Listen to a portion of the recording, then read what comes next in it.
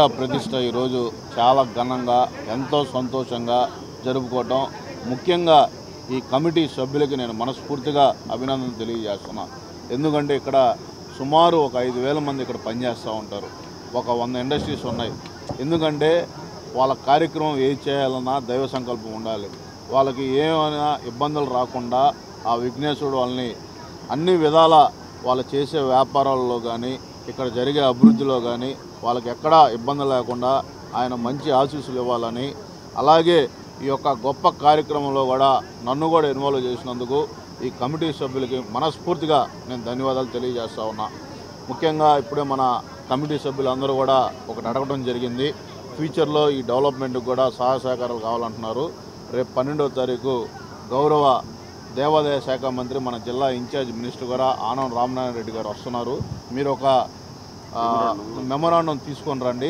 తప్పకుండా ఆయనతో కూర్చోబెట్టి మీకు కావాల్సినవన్నీ ఎన్ని విధాలు ఏది కావాలన్నా కూడా మేము అవసరమైతే ప్రభుత్వం తరఫున కూడా మీకు అండగా ఉంటాం.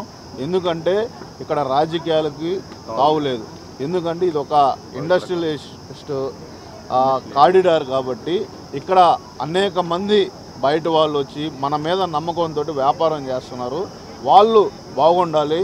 ఇక్కడ ఈ జిల్లాకి ఎంతో కొంత ఉపాధి అవకాశాలు ఉన్నాయంటే ఈ ఇండస్ట్రియల్ ఏరియా మొత్తం మీద సుమారు ఒక 300 ఇండస్ట్రీస్ ఇక్కడ ఈ దరిదాపుల్లో ఉన్నాయి. కాబట్టి మన జిల్లాకు కూడా ఒక గౌరవం దానికి. ఎందుకంటే ఇంతమంది ఉపాధిలో ఉన్నారు కాబట్టి రాజకీయాలు తావు లేకుండా అభివృద్ధి ధ్యేయంగా మేము కూడా వాళ్ళకి అండగా ఉంటామని కూడా తెలియజేస్తాం. ఈ వరసిద్ధి వినాయక స్వామి దేవస్థానం కమిటీకి సెక్రటరీని నేను. ఈ గుడిని 2018లో మొదలుపెట్టాము. మొదలుపెట్టి 2020 వరకు నిర్మాణం సాఫీగా జరిగింది. 20 తర్వాత 23 డిసెంబర్ దాకా కొంత డిస్టర్బెన్స్ వల్ల ఆపాల్సి వచ్చింది, ఆపాము. 24లో స్టార్ట్ చేసి 25 కల్లా దాన్ని ఈరోజు కంప్లీట్ చేసి దాన్ని ప్రతిష్టకి ఏర్పాటు చేశాము.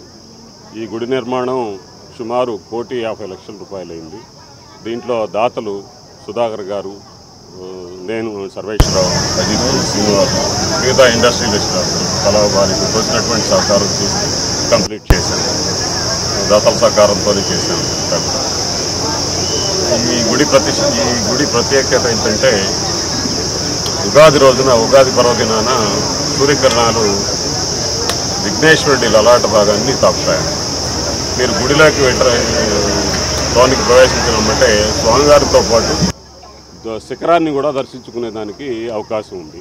అట్లనే ఒకసారి స్వామివారిని దర్శించుకొని రిటర్న్ చూస్తే మీరు ధ్వజాన్ని కూడా చూడవచ్చు అన్నమాట.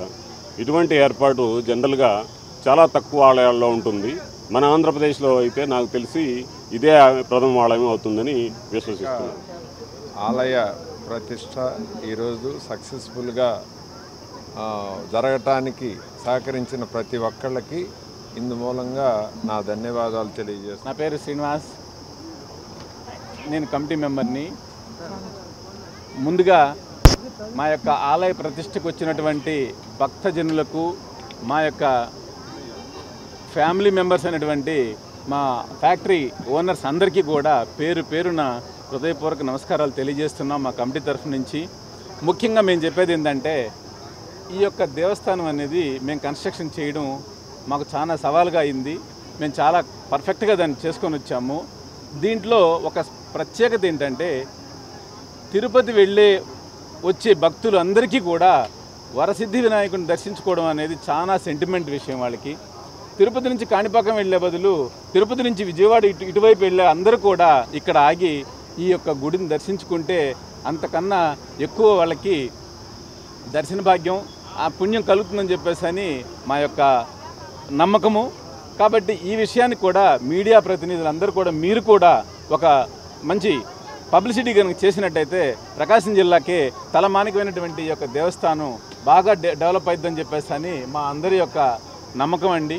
ఇలాగే ఈ యొక్క కార్యక్రమానికి వచ్చేసినటువంటి మేము పిలవడంతో ఇక్కడికి వచ్చేసినటువంటి మన స్థానిక ఎమ్మెల్యే గారు విజయ్ కుమార్ గారు కానివ్వండి, ఒంగోలు ఎమ్మెల్యే గారు జనార్దన్ గారు కానివ్వండి, సీనియర్ నాయకులు గరటే గారు ఇప్పుడే వచ్చారు. సీనియర్ నాయకులు మన గరటే గారికి ఆయనకు హృదయపూర్వక నమస్కారాలండి. పిలవడంతో వచ్చారు సార్ ఇక్కడికి. పెద్దవారు, వారి యొక్క ఆశీస్సులు మాకు ఎప్పుడు కావాలి. ఇక్కడ మస్తాన్ రావు గారు ఎంపీపీ కోరిస్పాడ్, అలాగే మస్తాన్ రావు గారు ఎంపీపీ కోరిస్పాడ్ మస్తాన్ రావు గారు వచ్చారు.